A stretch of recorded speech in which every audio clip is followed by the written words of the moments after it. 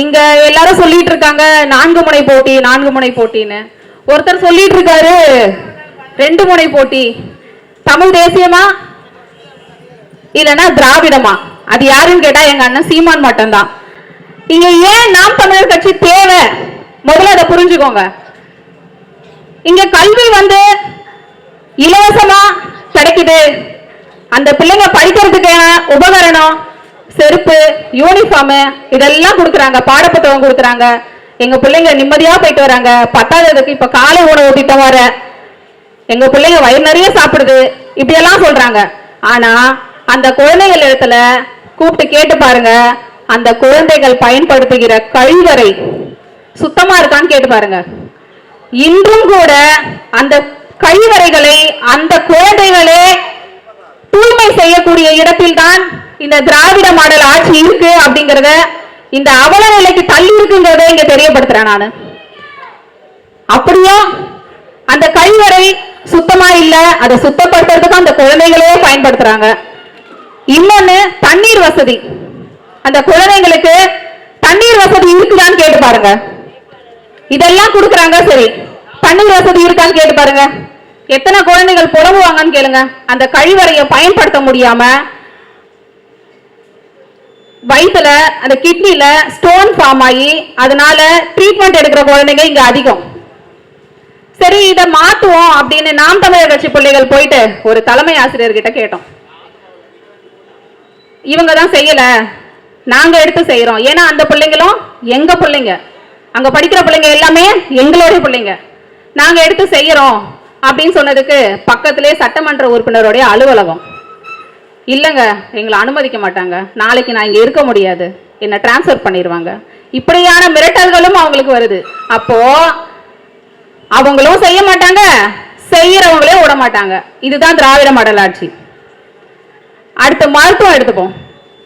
மருத்துவம் சுத்தமா இருக்கா, தரமா கிடைக்குதா, தரமா இருக்கான்னு கேட்டு பாருங்க. ஒரு கோடி கணக்குல ரூபாய போட்டு பளிங்கு மாளிகை மாதிரி மருத்துவமனையை கட்டிட்டா மட்டும் போதாது, அதுக்கான மருத்துவர்கள் அங்க இருக்கணும். ஒரு அறுவை சிகிச்சை செய்யறதுக்கு துப்பற்ற மருத்துவ நிலை தான் இங்க இருக்கீங்க. மருத்துவமனைகள் இருக்கான்னு கேட்டு பாருங்க. முதல்ல என்னுடைய மாமியாரையே நான் கொண்டு போய் சேர்த்தேன். நான் கொண்டு போய் ஒன்றும் இல்லை, அவங்களுக்கு ஒரு சின்ன கட்டி அவங்களுக்கு ஆப்ரேஷன் பண்ணணும் அப்படின்னு சொல்லி கேட்டதுக்கு அந்த அறுவை சிகிச்சை பண்றதுக்கு இங்க மருத்துவர்கள் கிடையாது, அதுக்கான மிஷினரி இங்க கிடையாது. அப்போ எதுக்கு நீங்க கோடி ரூபாய் யாருடைய மக்களுடைய வரி பணத்துல இருந்து எடுத்து செய்யறதுக்கு உங்களுக்கு யார் உரிமை கொடுக்குறாங்க? யார் உரிமை கொடுக்குறா உங்களுக்கு?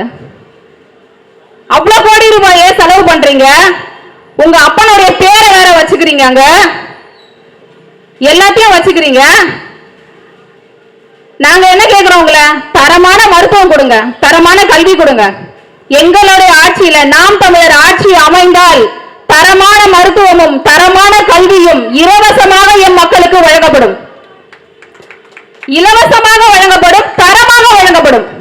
நீங்க சொல்ற மாதிரி விளம்பர மாடல் ஆட்சியில வர மாதிரி வெளியே பளிங்கு மாளிகையை கட்டிட்டு உள்ள பிங்கிலி காப்பிலாப்பின்னு ஒன்னும் இல்லாம காமிக்கிறதுக்கு இல்லை. நாங்க அதே மாதிரி ஒழுங்குன்னு ஒரு விஷயம் இருக்கு. ஒழுங்குங்கிறது இங்க இருக்கிற மத்த எந்த கட்சியிலும் கிடையாது, நாம் தமிழர் கட்சியில மட்டும்தான் இருக்கு. என்னன்னு கேட்டீங்கன்னா, அங்க வருவாங்க திமுக கூட்டத்திலயும் சரி அதிமுக கூட்டத்திலயும் சரி, ஒரு கோட்டரம் கோழி பிரியாணியும் கொடுத்தாதான் வருவாங்க.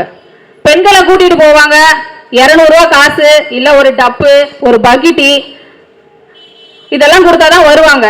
ஆனா இங்க கூடி இருக்க ஒவ்வொருத்தரும் இனமானத்துக்காக கூடி இருக்கிறவங்க, பணத்திற்காக கூடிய கூட்டம் அல்ல நாம் தமிழர் கட்சியின் கூட்டம்.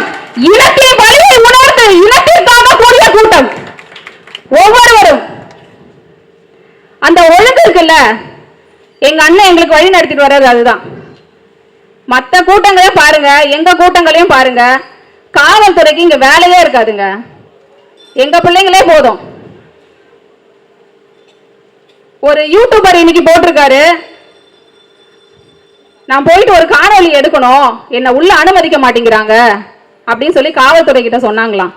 காவல்துறை சொன்னாங்களா, இங்க எங்களுக்கே வேலை இல்லைங்க, அந்த தம்பி பச்சை டிஷர்ட் போட்டிருக்காரு பாருங்க, அந்த தம்பி கிட்ட போய் சொல்லுங்க, அவங்க தாங்க இங்க எல்லாமே பாதுகாப்பா அரணா நின்று அவங்களே வழி நடத்தி அந்த கூட்டத்தை ஒழுங்கோட கொண்டு போற ஒரே கட்சி நாம் தமிழர் கட்சிங்கிற சொல்லிக்கிறதுல பெருமிதம் அடைகிறோம். இங்க நாங்க அந்த ஒழுக்கமும் நிறைந்த கட்சி நாம் தமிழர் கட்சி தான். இங்க பெண்ணியம் பேசுவாங்க, திமுகல சமூக நீதி பேசுவாங்க, ஆனா பெண்களுக்கு அவங்க கொடுக்கிற வாய்ப்புன்னு இருக்குல்ல, பெண்களுக்கு இங்க யாருக்கும் திறமை இல்லாம இல்லைங்க, அதுக்கான வாய்ப்பு கிடைக்கப்படுறது இல்லை. இங்க அதுக்கான வாய்ப்பு மறுக்கப்படுது. திமுகலியா இருக்கட்டும், அண்ணா திமுகலியா இருக்கட்டும், மற்ற எல்லா கட்சியை விட நாம் தமிழர் கட்சியில பெண்களுக்கான முக்கியத்துவமோ முன்னுரிமையோ அவங்களுக்கான அதிகாரமோ இங்க பகிர்ந்தளிக்கப்படுது சரிசமமா. 117 ஆண் வேட்பாளர்கள் என்றால் 117 பெண் வேட்பாளர்கள் சரிக்கு சமமா இடம் கொடுத்து அவங்களுக்கும் திறமை இருக்கு, அரசியல் அதிகாரத்துக்கு வரணும், அவர்களுக்கான பிரச்சனைகளையும் அவர்களுக்கு தேவையான உரிமைகளையும் அவர்களே சட்டமன்றத்தில் சென்று பேச வேண்டும், பெற வேண்டும் என்பதற்காக 117 பெண்களுக்கு வாய்ப்பு கொடுத்திருக்காங்க. வேற எந்த கட்சியிலனா சொல்லுங்க பாப்போம், வேற எந்த கட்சியில கொடுத்திருக்காங்கன்னு சொல்லுங்க, ஒரு கட்சியை சொல்லுங்க.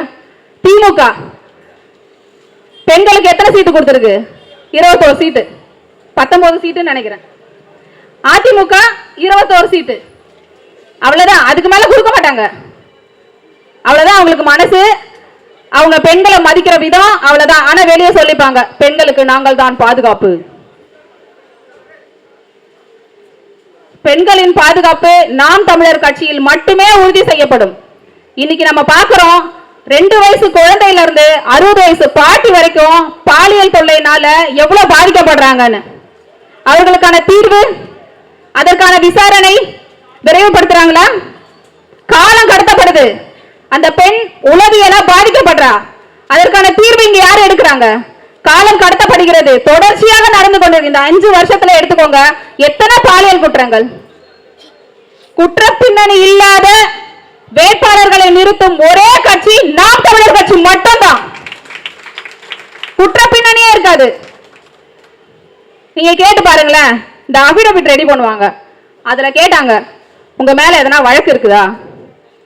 இல்லங்க. அப்ப வழக்கு இருந்தா சொல்லுங்க, ஒரு பெட்டி கேஸா இருந்தா கூட சொல்லுங்க. எதுவுமே இல்லங்க எங்க மேல. அரசியல் வழக்கு இதுக்கப்புறம் தான் நாங்க வாங்குவோம்னு நினைக்கிறேன். நிச்சயமா மக்களுக்காக போராடி போராடி போராடி இந்த மக்களுடைய நிற்கும், மக்களிடத்திலிருந்து உங்களுடைய வந்து நிற்கும் ஒரு வேட்பாளரை நீங்கள் தேர்ந்தெடுக்க வேண்டும்.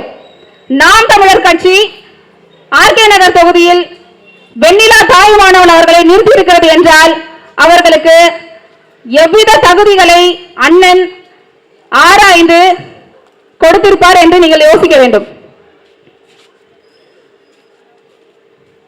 அவங்க ஒரு அறிவியல் ஆய்வாளர், அவங்க பெண்ணியம் பேசுறவங்க. அதையும் மீறி அந்த அதிகார பகிர்வுன்னு சொல்றீங்களே, அதுக்கு தகுதியான ஒரு ஆள் வெண்ணிலா தாயுமானவன் அவர்கள். நிச்சயம் இந்த ஆர்கே நகர் தொகுதி மக்கள் எங்களை நிராகரிக்க மாட்டீர்கள், நிச்சயம் அதிகாரத்துக்கு சட்டமன்றத்திற்கு அனுப்புவீர்கள் என்று நம்புகிறோம். நாம் தமிழர் கட்சியின் சின்னமாம் விவசாயி சின்னத்தில் வெண்ணிலா தாயுமானவன் அவர்களை தேர்ந்தெடுத்து வாக்களிப்பீர் என்று கேட்டு விடைபெறுகிறேன். நன்றி, வணக்கம். நாம் தமிழர்.